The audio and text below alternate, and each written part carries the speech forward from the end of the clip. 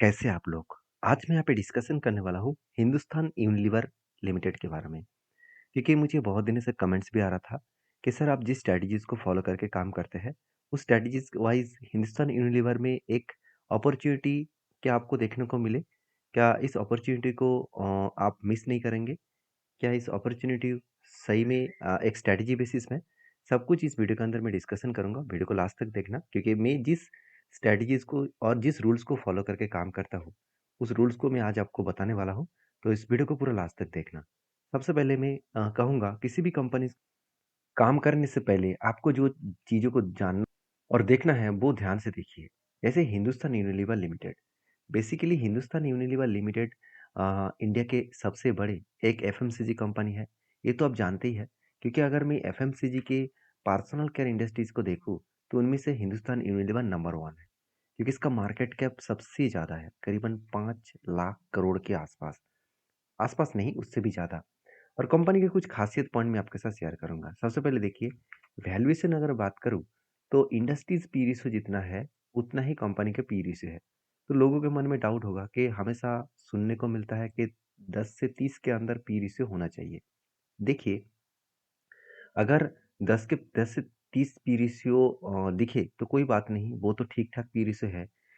मतलब 15 के आसपास है, 20 के आसपास है तो ठीक-ठाक पी रेशियो है, 20 के ऊपर है तो वो हाई वैल्यूएशन है, यही कहा जाता है।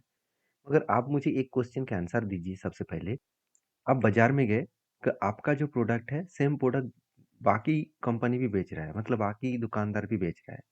तो बाकी दुकानदार जो प्रोडक्ट को 100 में बेच रहा है और सेम प्रोडक्ट दूसरे दुकानदार भी ₹105 में बेच रहा है, क्या उस प्रोडक्ट आप 50 में बेचेंगे?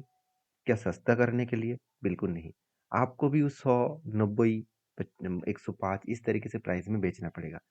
तभी कहा जाएगा कि आपके प्रोडक्ट उसके बराबर है। अगर वही प्रोडक्ट हर वही कोई व्यक्ति 100 में बेच रहा है और आप 50 में बेच रहा है, तो इसका मतलब लोगों के मन में एक डाउट होगा कि आपका प्रोडक्ट बेकार है, नहीं तो आपका प्रोडक्ट की कोई भी ख़ासियत नहीं, आपका प्रोडक्ट लास्टिंग नहीं करेगा। तो इसका मतलब ये है कि वैल्यूएशन देखा जाता है बाकी इंडस्ट्रीज़ के बाकी कंपनी क्या कर रहा है।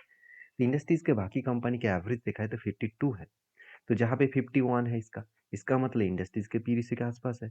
मतलब बाकी लोग 100 में बेच रहा है और मैं भी 100 90 में 95 में बेच रहा हूँ। तो इसका मतलब ठीक-ठाक ही है। मेरा तो उससे थोड़ा-सा सस्ता है। तो इसका मतलब मेरे पास कस्टमर ज़्यादा आने का चांसेस है। तो वैल्यूएशन वाइज़ कंपनी ठीक-ठाक है। बाकी देखा जाए तो कंपनी के ऊपर जो सेल्स का डेटा में सेल्स बहुत वीक हो चुके हैं और प्रॉफिट का डेटा में भी प्रॉफिट बहुत वीक हो चुके हैं। ये दोनों कारण कंपनी को बहुत बड़ा खतरा लेके आया है क्योंकि ये जो करेक्शन है, यही करेक्शन का मेन रीज़न है यहाँ पे, सेल्स एंड प्रॉफिट ग्रोथ। अगर खुद आप साल भर के डेटा देखेंगे तो आपको पता चलेगा, सेल्स में बुरी तरीके से हालत खराब है, प्रॉफिट में बुरी तरीके से हालत खराब है। तो मेरे हिसाब से इस चीज़ों को पहले समझना होगा, इस चीज़ों को पहले आपको देखना होगा, जानना होगा। क्योंकि जो कंपनी इतने दिनों से 11 10 से 11% के आसपास मार्जिन लेकर सेल्स एंड प्रॉफिट कर रहा था, वही कंपनी इस बार कोई भी प्रॉफिट भी नहीं किया, सेल्स भी ग्रोथ कुछ नहीं है। इसका मतलब 1% और 0% का मतलब है, पिछली बार मान के चलिए 300 का माल बेचा था, इस बार भी 300 का ही बेचा। मतलब एक्स्ट्रा 300 से 400 नहीं किया। मतलब सेल्स ज़्यादा नहीं हुआ, तो इसलिए प्रॉफिट भी ज़्यादा नहीं होगा। तो यही सिचुएशन यहाँ पे देखने को मिलेगा। बाकी देखिए क्वार्टरली अगर रिज़ल्ट देखूँ तो कंपनी के सेल्स में सेम टू सेम हालत है। एक्सपेंस सब कुछ मिटाने के बाद प्रॉफिट मार्जिन 2500 से 2900 बने। तो यहाँ पे कंपनी का प्रॉफिट हर साल बढ़ेगा, ऐसे नहीं कि कंपनी का प्रॉफिट नहीं बढ़ेगा। मगर जिस तरीके से बनना चाहिए था, जिस तरीके से ग्रोथ होना चाहिए था, उस ग्रोथ को वो मेंटेन नहीं कर पाए, उस ग्रोथ को वो कंटिन्यू नहीं कर पाए। जिसके चलते मुझे लगता है कंपनी में जो मतलब स्ट्रेंथ है, वो स्ट्रेंथ वो खो चुके हैं। मतलब कंपनी अभी उस रूलिंग सिस्टम में नहीं चल रहा है, मतलब उस ग्रोथ में नहीं चल रहा है। अभी देखिए कंपनी के ऊपर एक चीज़ नोटिस करना, कंपनी के वैल्यूएशन तो कम हुआ, कितना कम हुआ, वो खुद से कितना कम हुआ।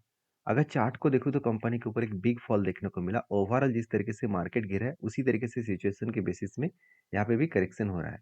अभी करेक्शन तो हो रहा है, सब कुछ ठीक-ठाक है, सब कुछ चलो देखने को मिला है। अभी पी रेशियो के बारे में बात करूँ तो एक टाइम पी रेशियो चला गया था करीबन 79 टू 80 के आसपास और वहाँ से पी रेशियो कहाँ तक आया 49 और ये 5 साल की पी रेशियो है और 5 साल की पी रेशियो के हिसाब से कंपनी के खुद के एवरेज है 62 मतलब कंपनी का आज वैल्यूएशन एकदम सस्ता है। मतलब कंपनी एकदम सस्ते दामों में आपको खुद के प्राइस दे रहा है। मेरे हिसाब से तो इससे बढ़िया चीज़ और भी नहीं देखने को मिलेगा, क्योंकि लास्ट 10 इयर्स, लास्ट मैक्सिमम भी देखूँ तो कंपनी के एवरेज पीरी से निकल कर 48, और कंपनी खुद के पीरी से चल रहा है 50 के आसपास। मतलब खुद की वैल्यूएशन सस्ता हुआ है लास्ट 10 इयर्स में। तो इसका मतलब कंपनी खुद को अलग लेवल में रिप्रेजेंट किया, सस्ते दामों में वैल्यूएशन के हिसाब से आपको दे रहा है। तो जो लोग सोच रहे हैं कि कंपनी के पास क्या कर्जा है, हाँ ज़रूर है।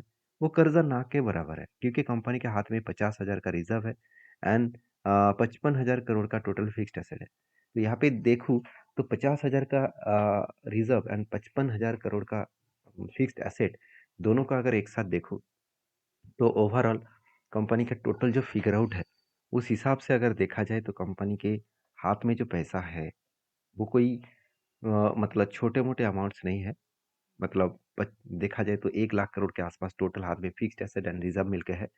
तो उसके हिसाब से 1,600 करोड़ का कर्जा, मतलब आपके जेब में 1 लाख रुपया है, उनमें से किसी को आपको जस्ट 1000 रुपीज़ देना है। क्या आपको कोई टेंशन लगेगा कि हाँ, मुझे बहुत ज़्यादा पैसा देना है? ऐसे बिल्कुल नहीं ना। वही सिचुएशन यहाँ पे देखने को मिला।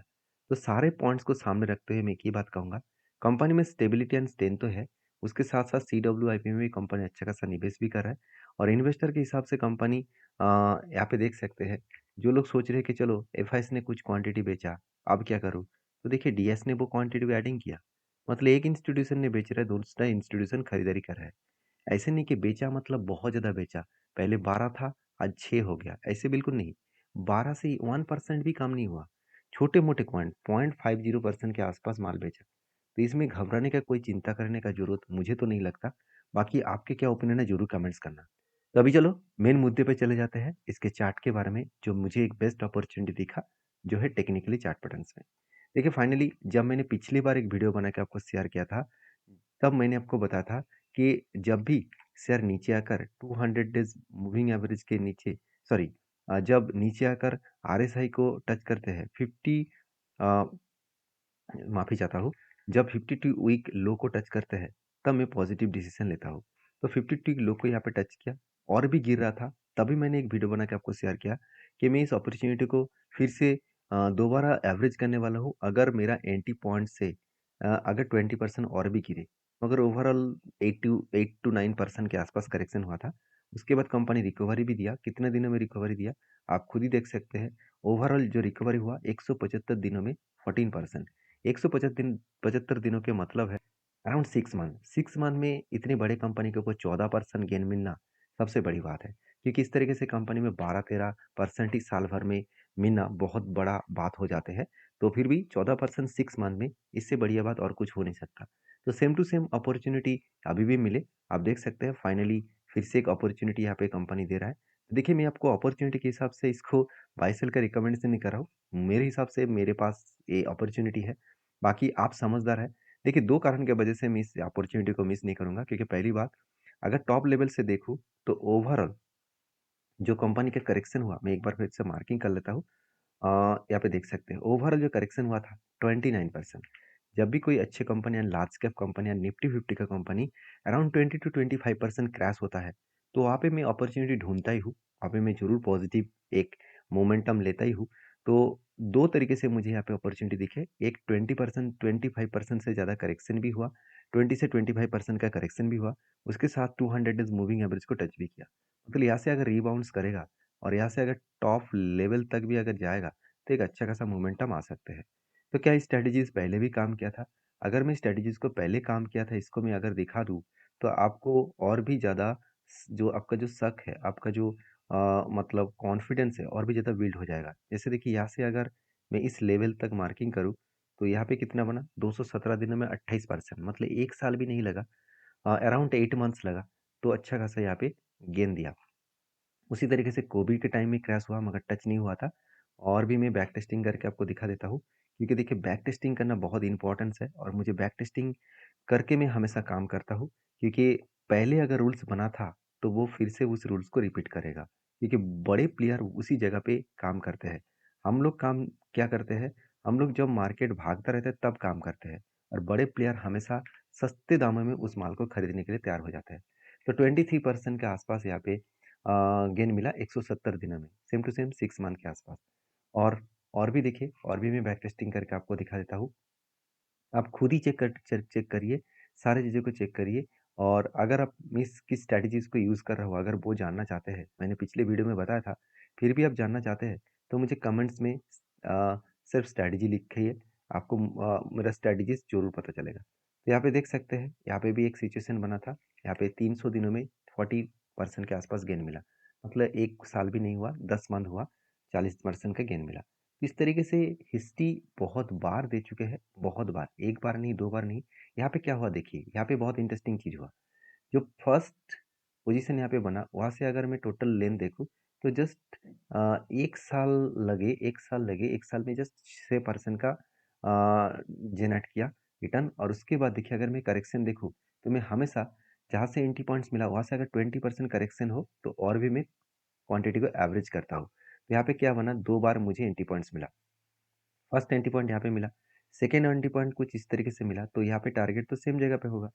तो टोटल अगर मैं एवरेज करके देखूँ, तो कितना दिनों में मुझे कितना मिला। देखिए, फर्स्ट एंट्री पॉइंट में 390 days plus second entry point 331, दोनों का अगर डिवाइड करूँ, तो करीबन 260 दिन। इसको मैं अगर 30 से डिवाइड करूँ, तो करीबन 8.5 से 9 मंथ्स के आसपास।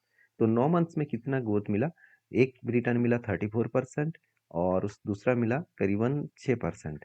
तो डिवाइड बाई 2, तो सोचिए 9 से 10 मंथ में मुझे 20% का एवरेज रिटर्न मिला। इससे बढ़िया चीज़ और क्या हो सकता है। Second time same to same यहाँ पे भी हुआ। यहाँ पे क्या हुआ, यहाँ पे सिचुएशन कुछ इस तरीके से जगह पे बने और पोजीशन यहाँ पे क्लोजिंग हुआ। तो 400 दिनों में 25% का गेन मिला। तो मेरे हिसाब से ये बेस्ट अपॉर्चुनिटी है।